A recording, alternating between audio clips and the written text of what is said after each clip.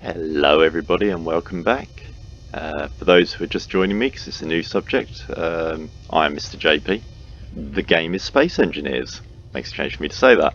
Those who have seen my other videos and intros will know why. So yeah, I'm having a bit of a change today. We're going to take a bit of a tour around, introduce you to this game. You can see at the moment there's a green dot just at my sort of 11 o'clock position in my screen here. And that is a Roma business shipment, and you get the wording up by just pressing Alt in game. It's kind of handy. We've got a commercial freighter over there, so there's some stuff lying around. Now, the first big thing I will say about this game: cheating. It's a sandbox game. You can do what you like. Really, you can do what you like, but you still have to find ammo. You'll still have to find uranium. There are a few things you can do, like assembling components and stripping them down and selling the parts and trading that for uranium, but you're still going to have to mine ore to sell uranium. So this is the survival side of the game, and this is a survival mode game. However, by pressing Alt F10, you bring up the admin screen, and admin tools are really handy. You can activate sort of creative mode tools, which allows an admin to build anything, assign it to any player. It gets advanced. I'll be using this more later on to show you how things do, but the big one here, trash removal. If you're running a game and you don't want stuff to disappear, you need to edit the settings in there. And you can see you can apply what the trash removal influence is. I've got it on stationary, moving and accelerating vehicles. Less blocks than 20, distance from the player in meters of 1 kilometer. And what this does is just get rid of bits of ships that have been blown apart. It clears up old stuff, that kind of thing. So yeah, I don't actually know what these do. I've never looked in this menu. So yeah.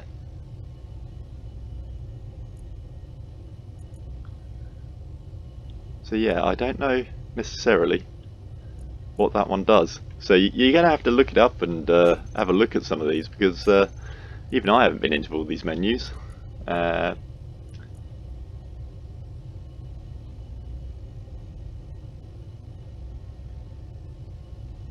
Oh. Ah, that's why my players kept dying in my game. There we go. So. There we go. This game, if you see it running in the Discord, if you want to come into it, it's set on Steam Friends only at the moment, but I'm pretty sure I could password it or something. So yeah, that's the trash removal, but the big important one here is entity list. Like, you can play with the amount of money you've got, you can do all sorts down here. So you go into the entity list and you can see there's a list of ships here. And some of them will be moving, some of them will be not. Some of them you've got to be careful. Don't mess with the IDSL outpost or the Roma orbital station.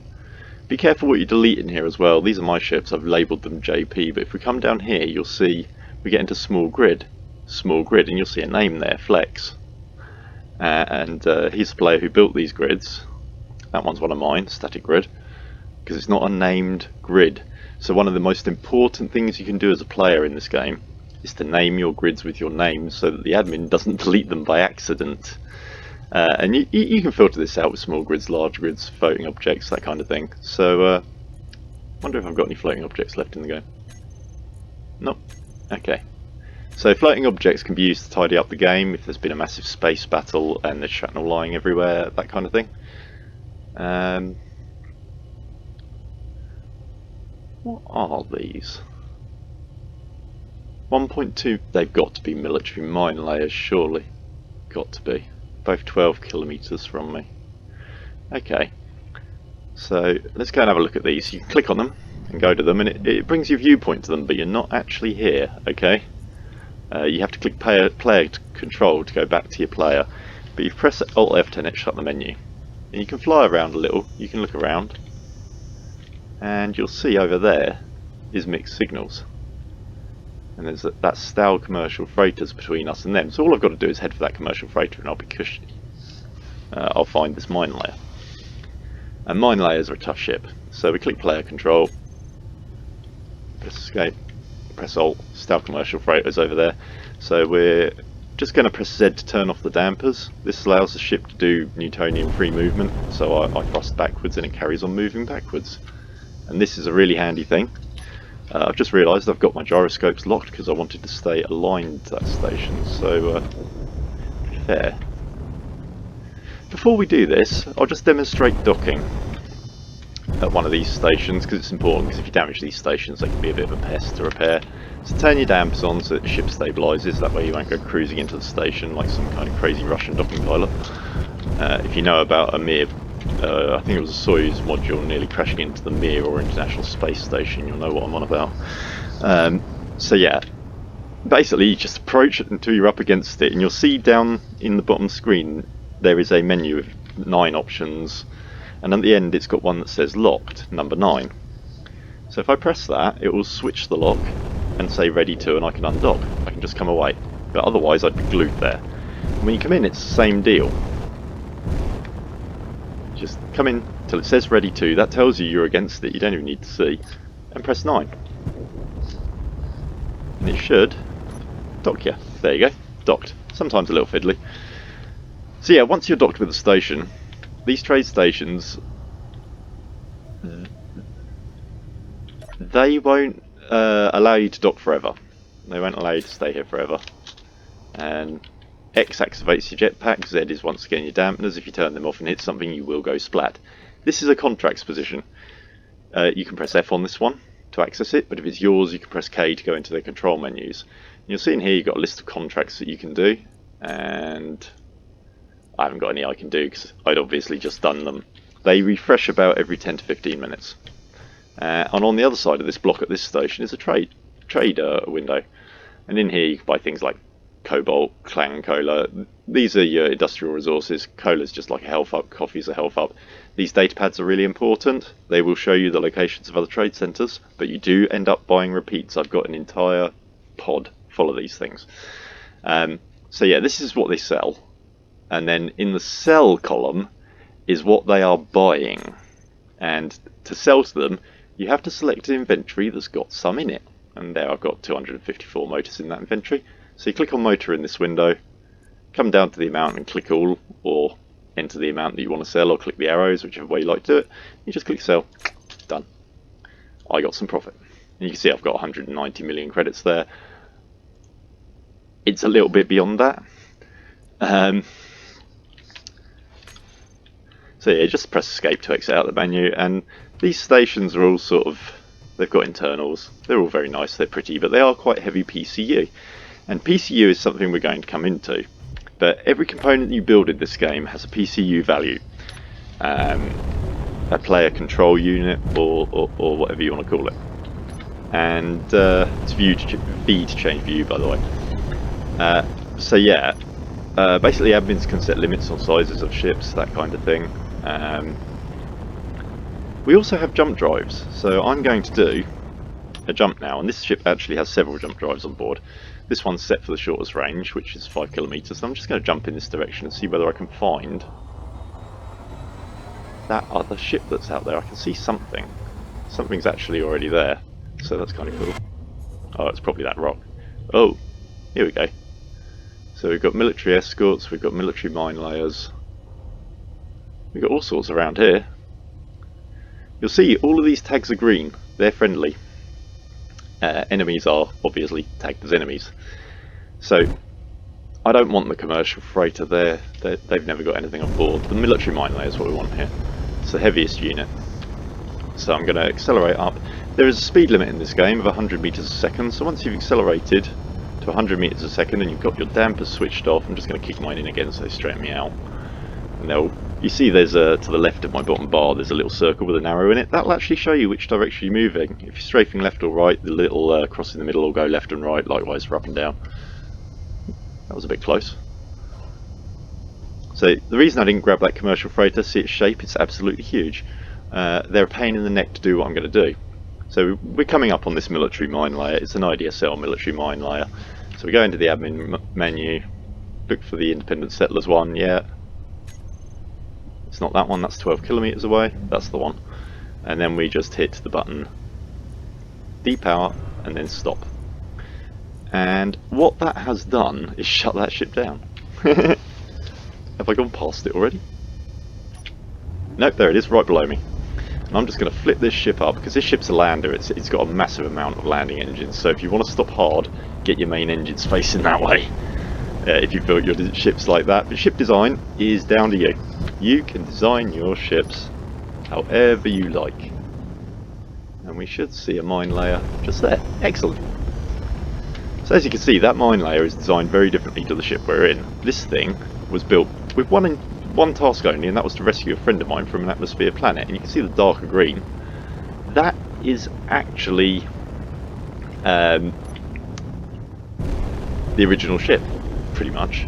That is a fully flying ship in and of itself that was very small and very low PCU until I added loads of weapons and stuff to make it do other jobs. And it was purely designed to get down onto the ground in a high G planet and rescue my mate. That's all it was for.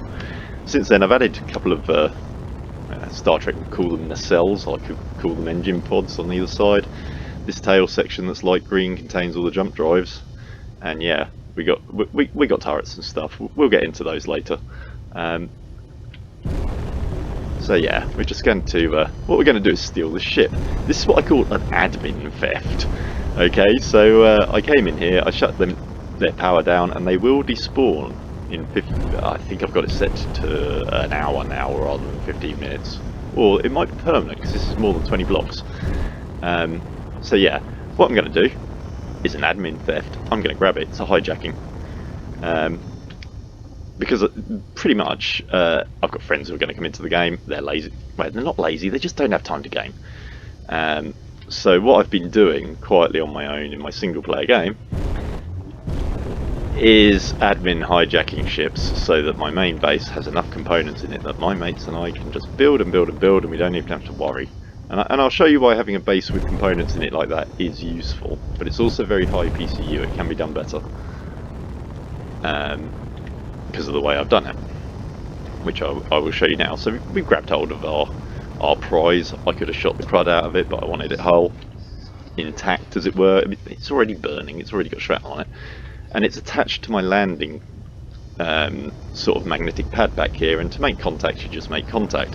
But you'll see on my bottom bar at the moment there's 3 there in slots 3, 4 and 5, and the first one, number 3, is locked, and that left hand end is my left hand rear landing gear. One in the middle is the middle, one on the right is the right, and you can arrange all these bars, and you swap with the 2 little arrow keys that are on comma and full stop on the space bar between the different menus. You've got 9 of them, so you've got a lot of control functions. I use function 1 for ship's power systems, function 2 is flight systems, function 3 is weapons systems, and function 4 is more weapons and assortment and the rear docking port. So you can see how you can quickly add up a lot of stuff here, and you can actually assign stuff in here to whatever you like. So if I press G, that's G for golf, and you can see here it's a list of every component on this ship. If you click on block weapons, this is very important. If you have mining drills on board, take this block weapons and drop it somewhere into the bar, because that's your weapon select for using left and right click for the mining drills and for other weapons. I don't use emotes much, might do in multiplayer games. Now here you've got groups. I made these groups up using the UI. The UI in this game is very powerful. It's a bit clunky, but it allows you to do anything. You can remote control stuff if you've got a comlink, all sorts. You can see there's a separate category for lights because you press L, your lights come on. They've changed that now, which is kind of nice. So yeah, to set up a group, just press I for inventory, brings up the inventory. Go to control panel, and you'll see there is a list of every component. These are all the jump drives, these are all the engines. You can see amongst all these components, finding the right component can be a nightmare, and you need to set them up in groups to use the shortcut menu. So you'll see here I've got the battery in group, cannons in group, Gatling group, so I can turn them all on and off at my leisure. Gyros are in a group, so I can turn them on and off or lock them. Locking the gyros holds your heading straight, which is kind of handy. This hydrogen tank one allows me to recharge stuff. So we'll go for something easy like the batteries. If I click on the battery group, which is at the top here, which is what you create, and come down here, you will see all of the batteries. And they're all highlighted like that. So if, for instance, I wanted to group up all of the Gatling turrets, you click on a Gatling turret, and just like any menu in Windows, hold down Control and you can select individuals out of it like that, or hold down Shift and you can select the lot. You can also use copy and paste keys to copy their names around and edit names and all sorts. But yeah, once you've got them all selected like that, you see it says block group over here. So you type the name of the group in,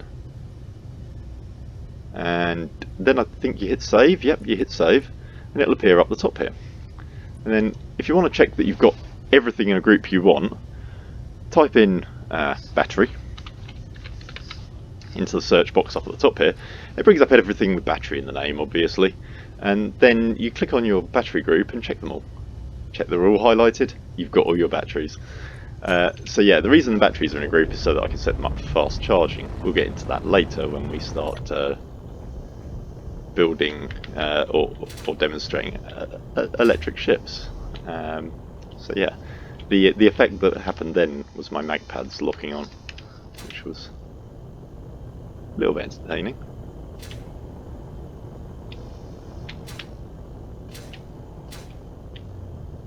Ah, that's what X does. I'm turning my jetpack on and off. I wondered what the clicking was.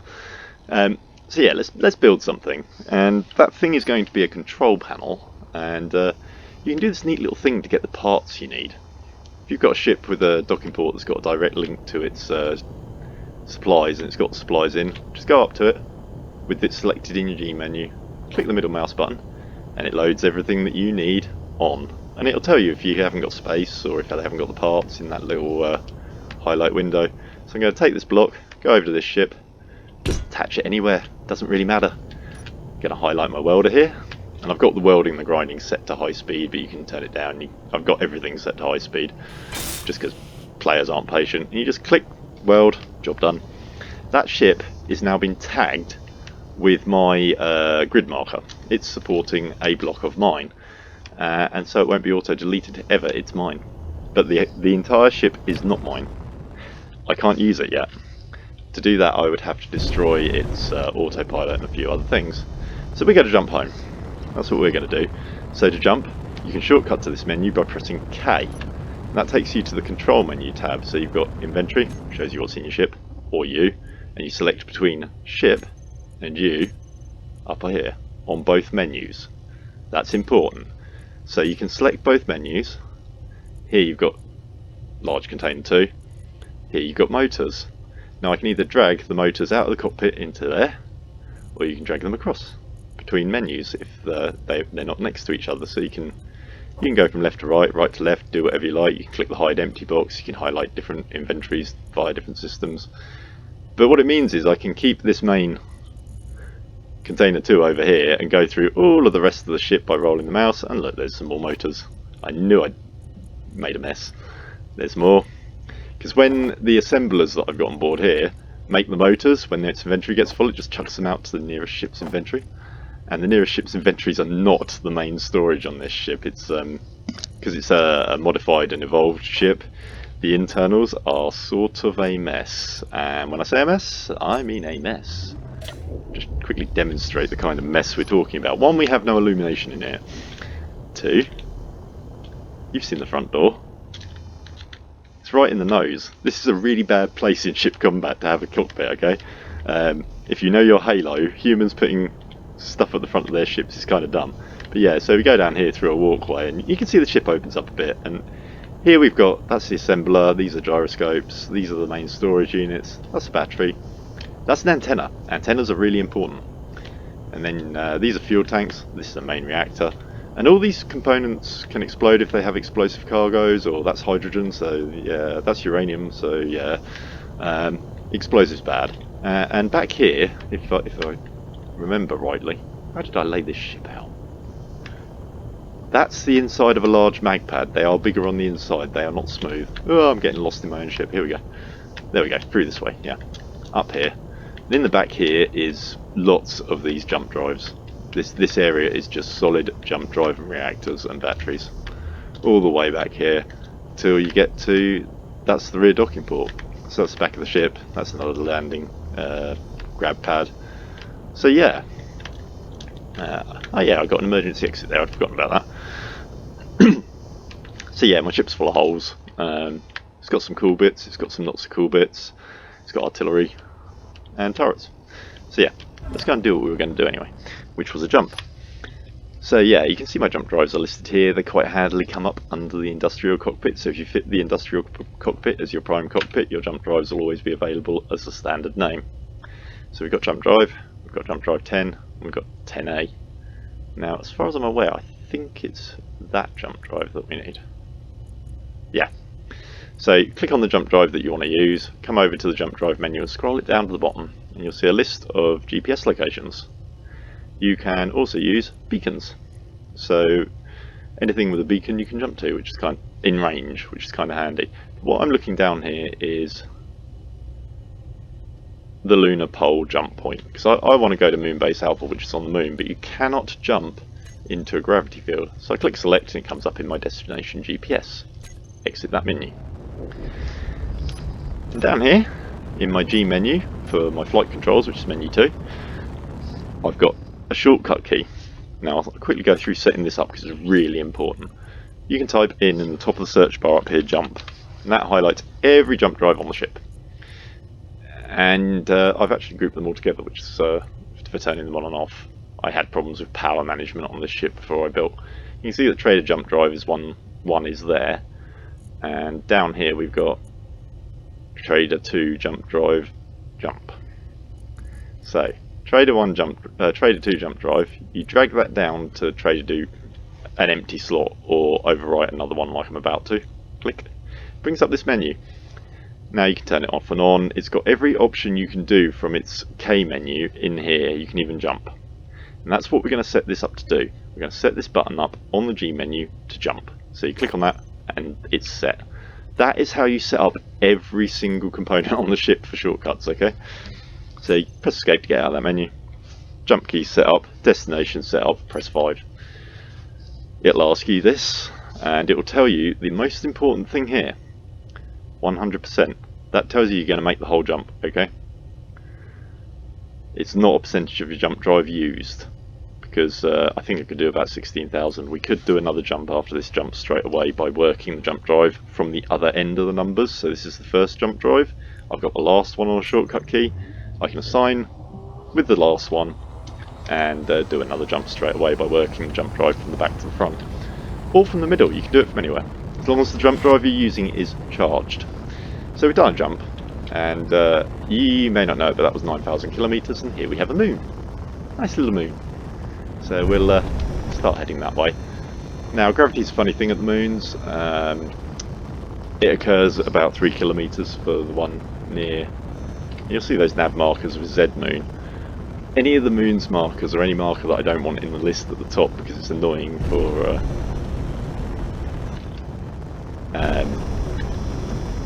it's sort of annoying to find when they're all scattered through under different names. So if you put Z at the start, they all end up at the bottom. And since they're all in gravity, I'm never going to use them as jump nav points, so why would you want them? So I could have sworn that this lunar pole jump point. Of course it's the pole jump point, it's not the one over the base. It's the one in the centre of the pole that I put there just for navigation aids when I first arrived. So yeah, we've accelerated up to 100. You can see I've got 67 hydrogen, 67 battery there, so we should be okay for this delivery. I'm just gently cruising downhill. Say downhill, there's no gravity at the moment, we're in 0 G. That's the reading on the right hand side of the G bar next to that circle thing. You can see that circle thing's got a horizon, we're now in gravity. So I can bring that up to the horizon. You can see I've got self-leveling and we're at 14, 13, uh-oh. We weigh way too much for this game. We're about to get gravity down. Oh no, we're okay, that's cool. I thought my vertical velocity was a lot higher than it was, so I have punched this thing in the deck before, and at 24 minutes into a livecast video style thing, I don't really want to do that. So yeah, normally I come in from about 3 to 5 kilometers straight down onto this place, but I've come in at the angle, so at least we can. Sorry about the speed of the mouse tracking around, but we can see that I'm still cruising because those front engines can't actually stop me. We're coming down from 100 meters a second, so yeah, I'm going to roll this over a little. Just remember, when you roll, you're putting the weight of your ship onto your side engines. You will just fall out the sky if you haven't got them. And you require an engine pointing in every cardinal direction, so it's left, right, forward and backwards, up and down. to allow the dampeners and the automatic system to do automatic station keeping. If you don't have an engine on one side, you know it's been shot out or something. Turn your dampeners on, and the next thing you know, the ship starts tracking in the damaged engine's direction, because it's the control system fires microbursts from the engines all the time to keep you in place. And without that other engine, you'll just start going that way. You try flying one without an engine on one side. I've had some good fun with damaged TIE fighters like that, bringing them back for repair, or just doing what I'm going to do with this ship, which is crusher time. I like crushers. I'm going to be building another one at some point. This is one of those games that you go away from, get a design in your head, and then come back a month later and build it, you know. And then you run into problems and you have to re-prototype, and yeah, this is an engineer's game. This is like Minecraft on steroids. So yeah, in space. Minecraft on steroids in space. So yeah, I've got this nice little crusher here, and I'm just going to put this ship into it. However, it's not on. And there are two ways of turning, well, three ways of turning this crusher on. There is a switch where it says NMC Sales and Contracts, which is on the left hand end of the base, and that's actually a sales position. It's got a switch on it to turn the crusher on and off. There's also a cockpit inside that's got the controls, but we're going to do it the suave way. You see, I've got an antenna on this base, and I've got an antenna on my ship, which means they can communicate. And this is the secret of voice communication in-game if you're not using Discord as well.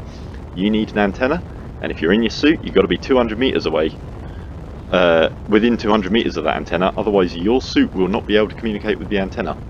So it's always good to have an antenna on a ship, because if you're in a ship without an antenna, you are mute. So yeah, you press K, brings up this, and you can either go up to remote access, or you can click on current grid, this arrow here, which is what I'm going to do. And I'm going to click on Moonbase Alpha, which gives me Moonbase's control menu. I go up to the top, where I've got my base defences, my base grinders. There we go, that's the one we want, base grinders. And you can just turn it on and off in this middle menu. There you go. Base grinders are on. So now, what we should have, just going to alter my heading so that I'm square. There we go. We should have grinders that are running, and yet I've got red flashing lights, so that's all good. Grinders are running. So I'm just going to check my positioning, and yeah, I'm using third-person camera in this game, but a lot of people don't. So bear that in mind on ship designs, that you might just need to be able to fly it on cameras, not on the external view. So I'm just going to drop this down in here. I think I've picked this up the wrong way round, you know. I think the heavy end is going to be at this end, but let's keep an eye on that fuel. I'm nearly down to half. This is a heavy ship when it's carrying one of these. They weigh 1,000,000 kilos. Which adds 1/6 of the weight to my ship, which reduces my fuel capacity and thrust by 1/6, of course. Hence why I was worried about stopping. So I'm just gently taking this in, because we actually weigh enough to go straight through these hard armour panels. And I don't want to do that. I don't want to repair it all. So I'm just going to bring it down gently. There we go. You see that spark that just happened under the ship? That was contact. So we're going to stop there. And then I'm literally just going to go unlock the landing gear and accelerate upwards, because that antenna is going to swing towards my ship. There we go. So we'll quickly dock this, I think. So I'll switch to the rear cam. Press the rear cam again, you'll get your artificial horizon, and left and right will be reversed. So I'm going to roll my ship back to level, because I like level docking. I'll bring it down. As I approach the dock, you can't really see it, but there is actually a thin bar directly behind the dock. It's a thing called an internal pillar. It's got that red light mounted on it. See? And that little line there has to be lined up with the docking port line in the centre. You see what I've done? These half blocks on either side, line that up with your artificial horizon and reverse. You're there. You can actually see the docking port in this camera, but sometimes when I rig them up you can't. So that's ready too. You'll see a few sparks. If you don't hit it too hard, it's fine. And then the on-off stuff that I was telling you about, I can press in my first menu 9, which puts the battery into recharge, 8, which recharges my hydrogen tanks if there was any hydrogen in this space, and 7, which turns off my engines. Do not undock with your engines off. I've done it. It's a bad move. Bad day. So this ship's fallen in here. It's in the grinder, and for some reason she ain't grinding, which means it's probably wedged, which is why I've got some other ships here. And you can see there's a one of my sort of impressionist TIE fighters. It's not a very good one, it doesn't really look like a real TIE fighter. However, it flies like one, into walls. So, I was born to crash TIE fighters, by the way. So yeah, we've got this here, this little buggy, and this one's electric powered. So it's battery powered. You can see at the bottom there's 7 hours, and that will change to 25 minutes when I engage the main lift engines, because this little beastie was designed to do a job. So yeah, you bring it round here, and this one's actually got a landing leg fitted. So what I can do, to be fair, I might be able to just ram this and get it going. I'm not going to though, because I'll probably wreck myself on making a video, and it always happens on videos. So yeah, I'm minding that antenna, of course, there. And you saw the viewpoint went funny because the antenna got between me and my ship. Like that. There are internal cockpit views, and they are actually very pretty. I do like them. We're just not going to use one today at the moment, because this is hard work, but I've actually got a camera rigged up for this. So, right, that just locked on. Yeah. Yeah, this is the internal view, and so you got all kinds of readings. You can fight from in those very well. And I'm just going to push forward and up and see whether we can actually move this at all. And the answer is no. Because it weighs 1,000,000 tons and this ship's got no thrust whatsoever. So we might try just pushing it.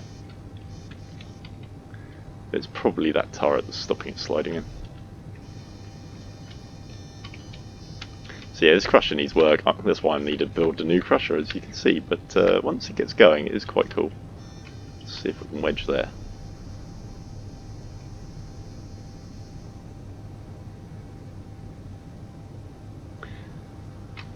Is it moving? No, I am. I think that's my ship twisting. It is moving. Okay, so we do have the power to move this thing. So now it's just a matter of applying that power in the right place. So, I know I can't lift it. Can I stand it on its nose? Bearing in mind this is a mine layer, it is full of explosives at that front end. If I screw up, this will blow a hole in my crusher. So, no, definitely can't do anything like that. Now, I designed this ship so it could fly in any orientation, so we can just stick it on its nose, like this, and it's fine, but it will not slow down as quickly when I press C in this orientation, because obviously it's I've got all my engines now essentially facing backwards away from the base, so when I press spacebar, it's really going to move. And once this starts to move, it'll drag this ship with it. Nah, that is just too heavy. I'd forgotten that. So yeah, level up that little buggy, pull it over here. And because we're running out of fuel at this station, I don't want to use that big ship. So, I could just lose some rank and cut the piece off that's annoying me. But down here we've got another ship, you see. I know it looks like a box, but this is a ship. It is a purely functional ship that was built to do a certain job. This job. Don't even know if it's going to fly. Ah! It's not flying because in the info, large block ships can be converted between ships and stations. This one's converted to stations, so it's never going to move. Converted to a ship, however, and all of a sudden we have movement. Make sure you undock again as well if that happens to you like that, because the docking mechanism kicks back on very quickly on your own. Just go around here, fly about. I've forgotten how much fun this game is. I'm going to really love it when I've got my joystick. So yeah, this ship is designed a bit more with salvage in mind. It's got a few more engines under there, and it's hollow underneath. It was designed to sit down and salvage stuff under fire. So I put some armour panelling on it and learned that armour panelling is actually worthless. It stops rounds and it stops missiles and that kind of thing, but as a single layer it's no good. It's sort of what you put on the outside to protect everything and stop it getting damaged. So we'll just give that a nudge with something that weighs a few thousand kilos instead of a few hundred. What's going on here? Ah. Turn on the landing gear helps. Now we're locked on. So we can lift this one a little bit and we can push it forward. You can see those sparks. That's the grinders starting to work. So hopefully if I just forward, take it across a bit. And if I unlock its landing gear by pressing 4, it should start to get ground up. Now the balance is all wrong this way around. Oh no, it is going, it is going. Where is it? Oh, this is why I need a new crusher, people. You're seeing an exact reason why you build something and then you redesign it in this game. Oh, and I may well have just taken a chunk out of my ship on an antenna. It's gone right up the inside of the arm. Nope, nope, we're all good. So yeah, this game is very different to other games I play. It's a bit more real, it's a bit more realistic. This game is a game for people who like building and who like using. So this is an engineer's game. Very much an engineer's game. They talk about space engineers in the blurbs and stuff for it, but you don't have to be a space engineer, you just got to be someone who likes messing with stuff. So I learned to play this game by just playing with it, literally. Treated it like a toy and pulled it apart. Other people were looking at me funny. So yeah, I'm definitely getting hung up on that turret down there. That's what's stopping this guy in. It's because I put this in the wrong way around. I should have grabbed it from the start at the other end, because this end that I'm grabbing is the heavy end. So, how to deal with this? Grab hold of it and keep moving forward with it, I guess. Now I could do this by remote controlling this ship if I turned on its antenna.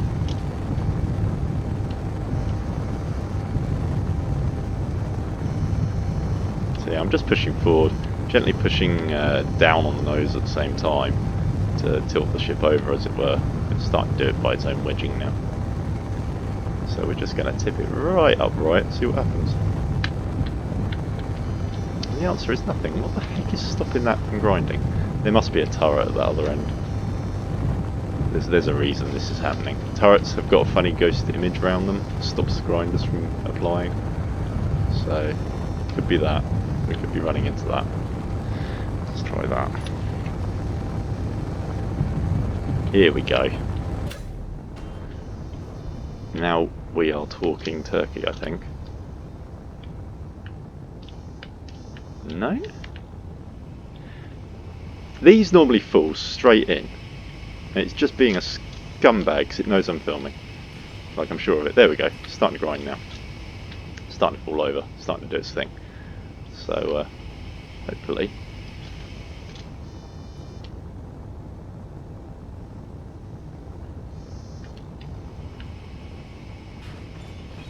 There we go.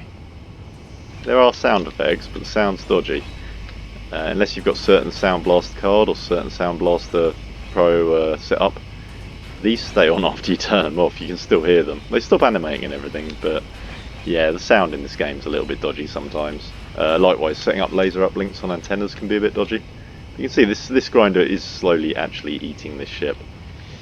I expected to go in quicker than that, but I forgot the entire thing's heavy armour. So yeah, it's going to take a couple of minutes to eat that. So whilst that's going on, I'll just sit and watch it, I think. You can press 0 to get rid of your weapons as well. B gets you external. We all love a bit of external. Holding down Alt and rolling the mouse wheel allows you to zoom in and out. So yeah, you've got to keep an eye on those bars in the bottom left, by the way. They are your health, oxygen... Oh, that's communications. Health, oxygen, electricity and hydrogen. If you run out of hydrogen, your jetpack won't work. If you run out of oxygen, you won't work. And if you run out of power, you're going to freeze to death very quickly. Don't press J if you're not in an atmosphere, because you will die. And yeah, I think that's pretty much that bar covered over there. O is important. Make sure that light is on if you want to talk to people and check it on ships, because it's the antenna on off switch. That's how you go Black Ops silent, shall we say. Now that has become wedged up again. However, it now weighs a lot less than it did. So yeah, this ship's pretty nippy. It was designed to be full and I think it's empty. But it's got a set of welders on it, it's got a set of grinders on it. I was going to go and eat a friend's base because he hasn't been interested in the game or coming in a little while, so I was going to get rid of his PCU, but we'll see. It's not really costing anything when it's when I'm not playing, so why worry? Yeah, we'll just give that a bit of a nudge. And drop it. Now, the funny thing is, stuff that drops onto grinders doesn't seem to do much damage, but if it hits that sloped angle, it sometimes punches straight through them.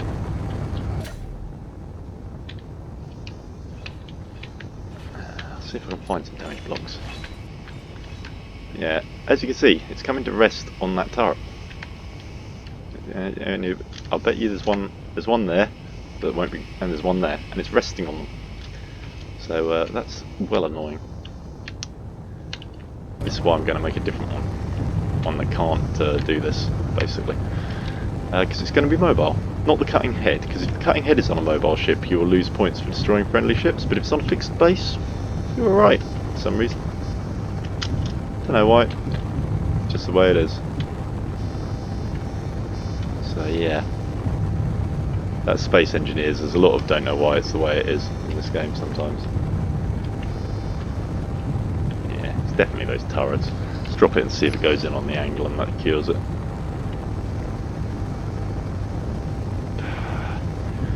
I'm gonna start swearing at this. This was meant to be a quick intro run around, and look what this turned into. Normally these things just drop straight in. It's because it's filming. Like, it just had to be a plunge.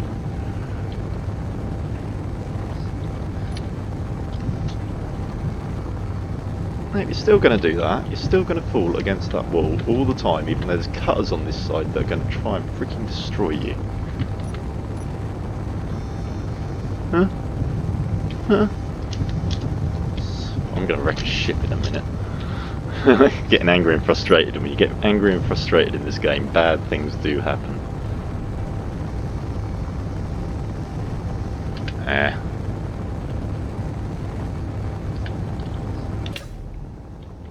Screw it, let's go manual. What is holding you up? That, of all things. There you go. You see, I got a pirate green point and Sprat bad point. IDSL bad point. I don't mind.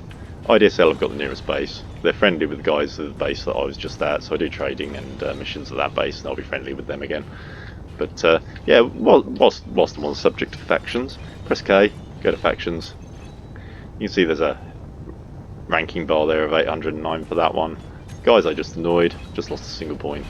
Friends with them, doesn't matter. You can see the red ones are enemies. You've got space pirates and the space spiders. They're pretty much the standard enemies in the game. It's very difficult to make friends with them unless you hunt these kind of ships and cut them up by hand. And then you'll be friends with pirates very quickly if you shred ships by hand or with another ship. It doesn't take long at all. So yeah, that's all disappearing in there.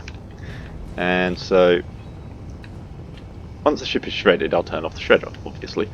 But yeah, under here, that's the cockpit where you can turn the shredder on and off. I think I can also control some gun turrets from in there. We've got some lighting set around as well, which is kind of cool. Oh, that's why it looks a bit funny. I'm sat on my side.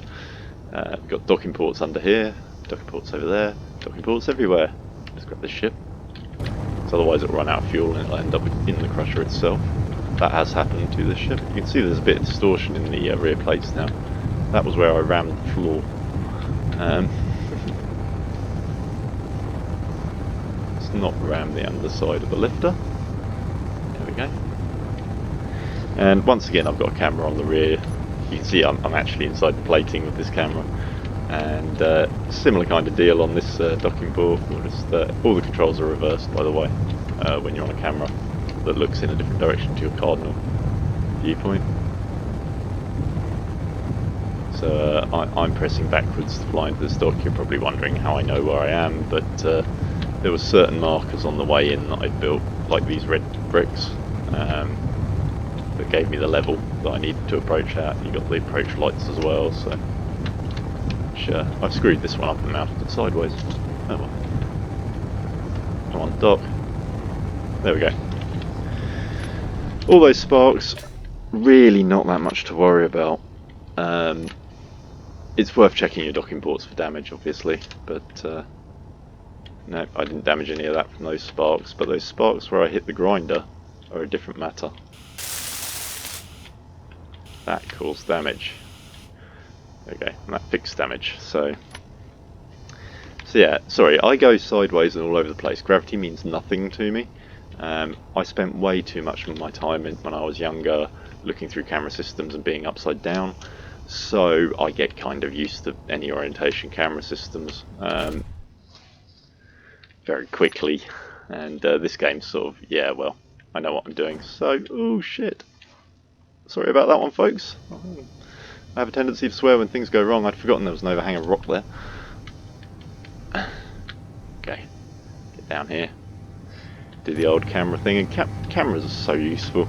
But if your horizon isn't centered, press the number again, and it will center the horizon of the camera. You can crouch down. I think if you hold control in the turret cam, you can even move your ship still. So there's a few things this game can do. It's, as I've already said, it's a very powerful game, but it's very much like Out of Ore, dependent on the player. We're already 46 minutes into this video. That's how long this game can take. It is a time eater. Ouch, I just hit the ceiling. That's probably destroyed engines. Is this camera under or over the docking port? Pretty sure it's on top. I normally put them on top. There we go. Because it's a large docking port and a small ship, I'd forgotten you have to aim at the light. So yeah, we'll dock that up. We'll press 9, 8, and that's all you need to recharge the ship. You press F to exit a camera, and F to exit the cockpits. You jump in with F as well. How much damage did I do hitting that ceiling? Ah!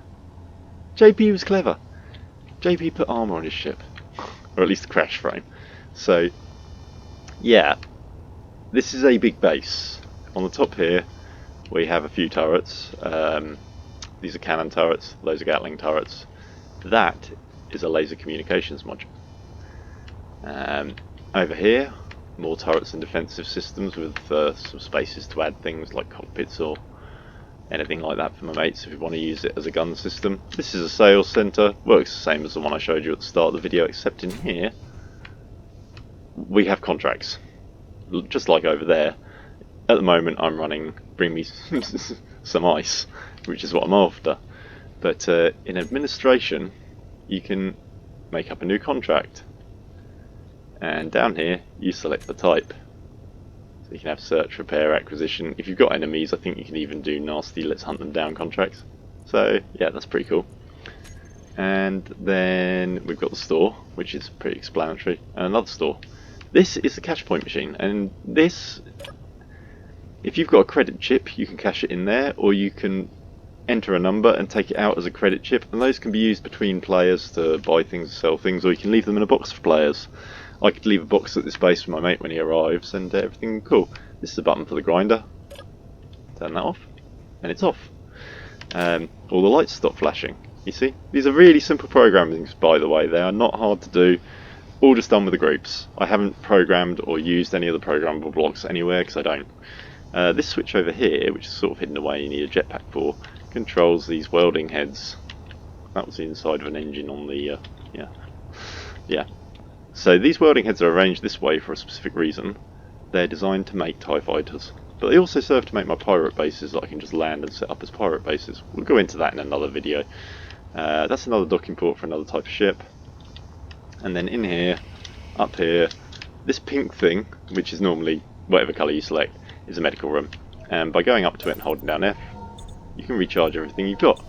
Except hydrogen, because the base has no hydrogen. I need to do some ice mining. These are the lockers I was telling you about, and over here, you can see that one's got some weapons in it. Yeah, you've got weapons. It's the Warfare mod.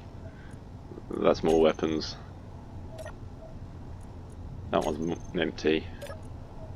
Empty. I know I left some down here. Where are you? That one's got some health in it. That one's got some health in it. Okay. Now, it must be at my other base, but I do have an awful lot of those data pads lying around. So in here, these grey ones are the main storage for the base. That's sort of secure from other players. You can assign who can access it by yourself, faction, or public. So faction is other people who are members of your faction. This is another reactor. That is an autopilot block. They are highly important. We'll go into them more in a sec. And these are for storing ice, which are empty. Those are for storing gas. These are very important. These make oxygen and hydrogen when they've got ice. And under here, these are sorter units, and they can be used as logic gates for moving cargo around. They can be used to isolate cargo from fuel, stop cargo going into certain places. So when stuff comes in, it comes through. It comes in through this array. One of these is programmed to only allow ice through, the other one will let anything back out. The reason I do that is because these machines will just absorb all of the gas cans whenever they're made, and you don't want them in there, you want them somewhere else. Trust me on that one. All these red boxes under here are public, and they're attached to the crusher, and they are all full of bits, including uranium. But you don't get much from missiles and uranium on ships, you really don't. There's an assembler and recycler in there.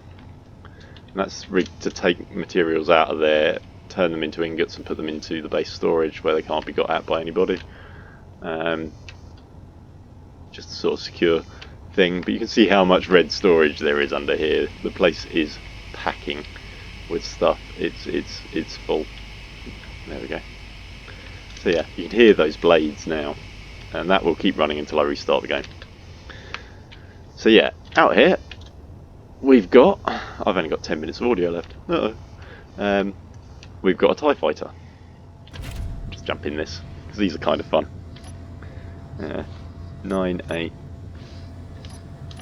Just remembering how to fly it. There we go. Right. So, yeah, this is a TIE fighter. It's got a camera on it. Huh? Oh, that's a rear cam. Let's try that one. There we go. And yeah, we've got guns. Plenty of it, but this is a racetrack, even though you might not think it. No, this is an ice mining area. Where's the start finish line? There. Okay, right. There's the track. That line there. So I'm just going to take a flight around the track. And this can be easier from the cockpit view. We get the camera aligned right, there we go. So let's head into here. And this thing doesn't fly sideways. See? Pump. So yeah, I've damaged my TIE fighter. I expected to get further around the track than that. But we're not too bad, we can carry on flying. I'll demonstrate what I was going to demonstrate at the end of this run, because I'll probably hit something else. Because I can't even remember the track. So I'm going to have to do it from the cockpit view. Ah yeah, I remember now. This used to have like timing gates and stuff on it. I took them all out because they were eating PCU and no one was coming in and playing, so this is a lot of fun on jetpacks with assault rifles chasing each other. But it was designed for essentially pod racing in small, lightweight ships that are not heavyweight, zero-G electric prototypes, which is what this is. This was never designed for racing. This was designed pretty much as a single-use attack fighter and drone target. It's got an autopilot on it. You can set up autopilots with flight paths and all sorts. So we came through there. Oh yeah, we came into this big curving bay. I remember now. This place was designed for ships that had plenty of lift or plenty of sideways motion. You can see how we're just drifting around. That isn't me controlling. That is Newtonian movement and the engine's not having enough delta V to change our direction. But for those of you who are planning to build in this game and don't know it, electric engines have no power. They are designed as pure thrusters. They're like Xenon engines in Kerbal Space Program, or the thrusters on the space shuttle that they use once the main engines are turned off. They're very weak, but also very efficient, very useful, very small. They don't require the hydrogen. They are handy for drone ships. But as you can see, when you weigh, this only weighs 47,000 kilos. It's all heavy armour, but it's already being a bit of a problem. And this is nothing for a ship. really is. Mind you, it does accelerate well. We're doing like 50, 60. I think this has got an engine override on it as well. Don't look down away from the controls, JP. Jeez. Yeah, this track opened up here for a reason, and that reason was so that it's got overhangs. I'd forgotten about the overhangs. Mainly to give a more open area for people to shoot at each other whilst they're racing. Yeah, you can imagine you're trying for a target, you're desperate to get them, and then all of a sudden, slam! There's a tunnel. So yeah, this was all going to be about manoeuvring, obviously. Go on, hit the brakes, there we go. If I get my bottom main, this will fly on its side, just. So you can roll and use the bottom main engines to sort of slow down and get into corners. It's a rolling ship, it's not designed to steer flat. There's steer flat ships and then there's rolling ships. This one's a rolling ship. Yeah, this is a cool corner.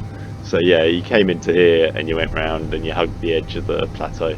I was going to put turrets on there's a spike of rock in the middle to attack people as it came around, and then there should be there's another tunnel there. This was a lot easier when the tunnels were signposted, by the way, and like it had arrows and stuff around it. You could get around here pretty quick. I might still have a video of that somewhere. But yeah, you come out and you come out under the base where we just were. You see? Beautiful. You can see it's not stopping. So we got a bit of damage on one side. I don't think we lost any paneling. No. Okay. So pretty much you can just this is where I'm going to lose some paneling. Probably make a mistake here. Put a hole in my base or something. It's happened before, and it's happening again. Oh no. Perfect stop, just kissing the base. So yeah, we can go over to this repair bay. We can pull in like this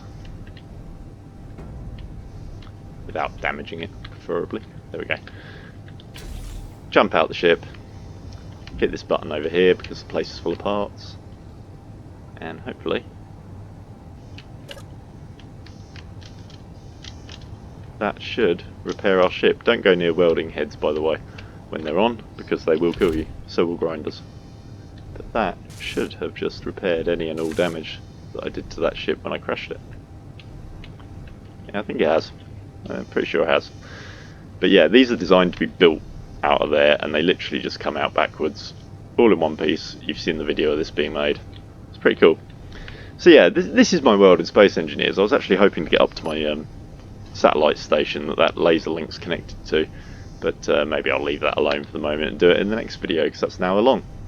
So yeah, this game eats time, more so than Out of Ore, because you can only play half an hour at a time at the moment due to the lag. 7 days to Die eats as much time, and what else eats time? All the games I play eat time, mainly because I've got too much of it.